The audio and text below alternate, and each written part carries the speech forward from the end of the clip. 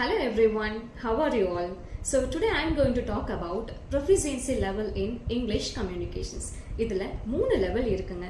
First என்ன அப்படினு பாத்தீங்கன்னா beginner level. The second one is intermediate and the third one is advanced. The first beginner level அப்படிங்கிறது அவங்கனால இங்கிலீஷ்ல ஒரு சென்டென்ஸை சிம்பிளா மேக் பண்ண முடியும்.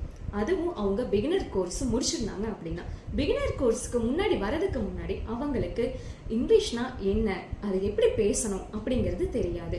அதே மாதிரி பார்த்தீங்கன்னா செகண்ட் ஒன் இன்டர்மீடியேட்ல அவங்களுக்கு இங்கிலீஷை கண்டென்ட்டோட பேச தெரியும். அதே மாதிரி அவங்க வேற கண்ட்ரிக்கு போனாலும் அவங்க மேனேஜ் பண்ணிக்குவாங்க. அதுதான் இன்டர்மீடியேட்னுடைய லெவல். அதே மாதிரி அவங்க ஒரு எக்ஸ்பேண்டடான வெக்காபுலரிஸும் வச்சிருப்பாங்க. ஓகே, அட்வான்ஸ்ட் அப்படின்னா என்ன? அட்வான்ஸ்ட் அப்படிங்கிறது அவங்கள கையிலேயே பிடிக்க முடியாது, அவங்க வேற லெவலுங்க.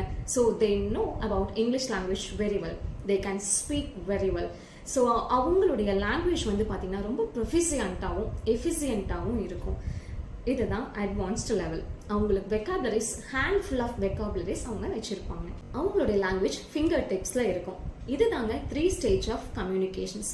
இதில் நீங்கள் யாரு, ஹூ யூ ஆர், நீங்கள் எந்த ஸ்டேஜில் இருக்கீங்க அப்படிங்கிறத அனலைஸ் பண்ணுங்க. Once after you have analysed yourself well and contact me, I am here to help you.